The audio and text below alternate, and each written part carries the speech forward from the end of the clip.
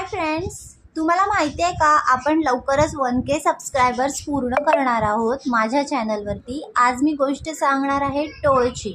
पण बरं का, मला आज फर्स्ट टाइम सांगावंसं वाटतंय तुम्हाला सगळ्यांना की माझ्या चॅनलला भरपूर तुम्ही सपोर्ट केलाय, त्याच्याबद्दल थँक्यू। आणि असंच माझ्या चॅनलला प्लीज सबस्क्राईब करत राहा। तुम्हाला दिसते खालती टोळ काय करतोय बघा ना। टोळ आहे ना, कोणालाच पुढे जाऊ देत नाहीये। पानाच्या झाडावरती गोगलगाय बसली आहे, तर तो किती खोटेपणाने ना तिला धक्का देतो आणि ती उडून लांब पडून जाते, बरोबर। आता दुसऱ्या ठिकाणी बघा, 5-10 मिनिटानंतर ना तिथे आहे ना मधमाशी येते आणि त्या 2 मधमाशी त्या पानावर बसल्या असतात। त्या 2 मधमाशी त्या तो जो टोळा आहे ना त्याला काहीच करत नाही, इवन हात सुद्धा लावत आहे। पण त्याच्यात किती मस्ती आहे बघा, डॅशमध्ये त्याने परत ती फांदी खेचली आणि ते दोन्ही मधमाशी उडाले आणि गेले परत दुसरीकडे। आता झालं काय माहितीये, सगळेच ना गोगलगायसारखे शांत नसतात ना। मधमाशीने ठरवलं टोळासोबत आता बदला घ्यायचा। जसं तो माझ्याशी वागला ना, मला सुद्धा तसंच त्याला धडा शिकवायचा आणि त्या धडा शिकवायची वेळ आली आहे। त्या दोघी येतात परत आणि ना बघतात की मला कसं काय कोणी धक्का दिला। बघितलं तर तिथे टोळ असतो। मग ह्या जातात झाडाच्या वरती आणि तिथून खेचतात फांदी आणि टोळ आहे ना उडून जातो। तो असा जोरात उडतो का तो डायरेक्ट जातो गाई म्हशींमध्ये आणि गाई म्हशींच्या शेपटींसोबत ना खेळत असतो। तेव्हा त्याला समजतं की कसं मी इतरांना त्रास दिला। सांगायचं माझं तात्पर्य बघा, आता ह्या गोष्टीचं ना तुम्ही तुमच्या डेली लाईफमध्ये थोडंसं कनेक्ट करा ना। आपण जेव्हा आपल्या चांगल्या मार्गाने चांगल्या रस्त्यावर चालत असतो, आपण कोणाच्या अध्यामध्यात असतो का? नसतो। पण ही अशी टोळसारखी माणसं असतात ना, ती मुद्दाम आपल्या अध्यामध्यात येतात आणि आपल्याला त्रास देऊन जातात। मग आता तुम्ही गोगलगाय बनणार आहेत की तुम्हाला मधमाशी बनायचं हे तुम्हाला ठरवायचं आहे, बरोबर। जर तुम्ही गोगलगाय बनले तर तुम्ही त्या माणसाचा मार सहन करतील, त्याचं बोलणं सहन करतील, सगळं काही सहन करतील आणि तुमच्या वाटेला तुम्ही निघून जाते।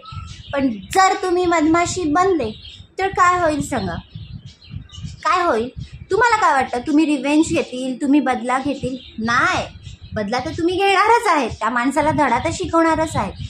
पण जर तुम्ही त्या माणसाला धडा शिकवला तर तो पुढे येणाऱ्या अशा अनेक गोगलगायांना त्रास देऊ शकेल का? नाही देऊ शकणार ना।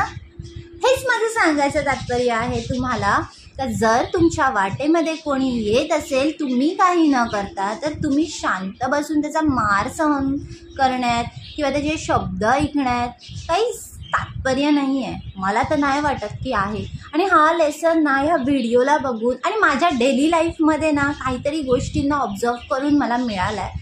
सो मी तुम्हाला पण तेच सांगते की तुमच्यासोबत पण जर असं काही घडत असेल, तुमच्या आयुष्यात पण असे अनेक टोळ असतील, तर तुम्ही ना प्लीज हात जोडून सांगते, तुम्ही गोगलगाय नका बनू, प्लीज नका बनू गोगलगाय। गोगलगाय बनण्यापेक्षा ना तुम्ही मधमाशी बना आणि ह्यांना असा धडा शिकवा की धमकन उडून ना खरंच ते ना असे गाईच्या शेपटीपाशी गेले पाहिजेत आणि खूप मार खाल्ला पाहिजे त्या लोकांनी, मग त्यांची अक्कल थोडी ठिकाणावरती येईल। मग तुम्ही काय डिसाईड केलं मला सांगा, तुम्ही काय बनले? आता ही गोष्ट तुमच्या डेली लाईफशी तुम्ही कनेक्ट केली, बरोबर। मज्जा घेणारे खूप असतात। आता आपण आहेत ना गोष्टीची मज्जा घेत आहे, बरोबर। अशीच ना जेव्हा तुम्ही त्रास सहन करत असतात ना, तेव्हा तुमची मज्जा घेणारे सुद्धा लोक असतात। त्याच्यामुळे ना वागताना, बोलताना, कोणाचं काही सहन करताना थोडा ना विचार करा की समोरचा आपल्याबद्दल काय करेल ह्याचा विचार करा नाही। एंड ऑफ द डे तुम्ही त्या गोष्टीतून काय शिकतात त्याचा विचार करा। प्रत्येक गोष्ट, इवन जर फूल जरी खाली पडलं ना तरी ते फूल का खाली पडलं, त्याचं काय मिनिंग आहे, ह्या गोष्टीचा सुद्धा ना तुम्ही तुमच्या डेली लाईफशी कनेक्ट करून विचार करा। तुमचं खूप चांगलं होईल। काही गोष्टी तुम्हाला ना तुमच्या लाईफमधूनच शिकायला भेटतील। काही गोष्टी मी तुम्हाला सांगेन, माझं बोलणं, माझे अनुभव, माझ्या गोष्टी ज्या तुम्हालाच समजतात, तुम्ही पण जर माझ्यासारखेच माझी भाषा समजणारे असतील तर माझ्या चॅनलला सबस्क्राईब करून माझ्या परिवाराचा एक हिस्सा बना. थँक्यू. बाय.